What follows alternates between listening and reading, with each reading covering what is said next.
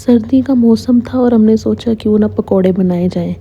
तो नानी ने कहा चलो कोई बात नहीं, मैं बना देती हूँ, चॉपिंग कर दे। तो मैं जैसे ही चॉपिंग करने लगी थी, प्याज काटते ही मेरी आंखों से आंसू आ गए।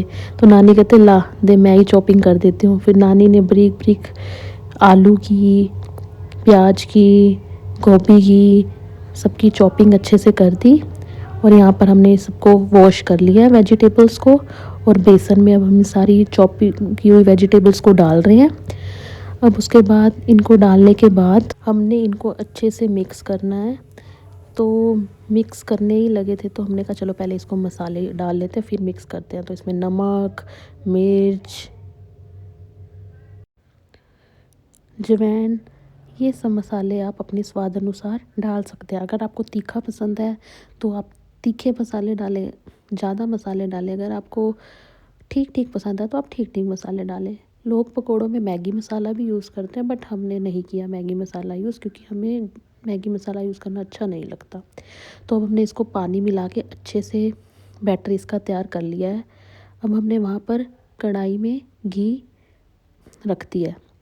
घी अच्छे से गर्म होगा तब हम पकोड़े बनाना स्टार्ट करेंगे। घी अच्छे से गर्म हो चुका है। अब यहाँ पर नानी ने पकोड़े बनाना कर दिया स्टार्ट। तो ये गया पहला पकोड़ा, दूसरा पकोड़ा, तीसरा पकोड़ा, चौथा पकोड़ा।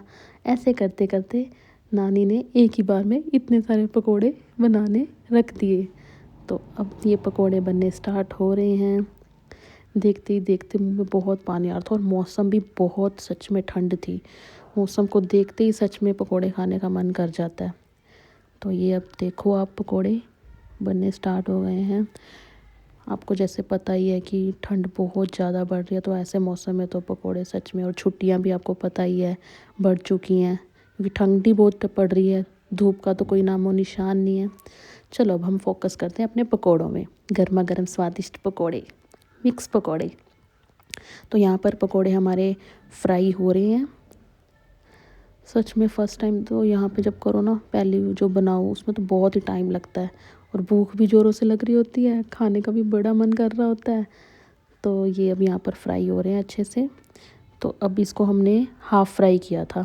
हाफ़ फ्राई करने के बाद हम इसको कोली से ऐसे दबा रहे थे, ताकि जो अंदर से थोड़े बहुत भी कच्चा कच्चा रह जाता है तो वो अच्छे से पक जाए। और वैसे मोटे मोटे अच्छे नहीं लगते, तो ऐसे थोड़े पतले करके फिर इसको हमने दोबारा से डीप फ्राई किया। तो डीप फ्राई करने के बाद आप हमारे पकोड़ों की लाजवाब लुक, और सच में इसकी फ्रेगरेंस भी बहुत अच्छी थी ना, कि सब्र ही नहीं हो रहा था। फिर एक साइड पे हमने चाय बनानी रख दी थी। तो ये गाइस हमारे बन गए चाय पकोड़ा। खा लो गाइस चाय pakora. Thank you so much for watching.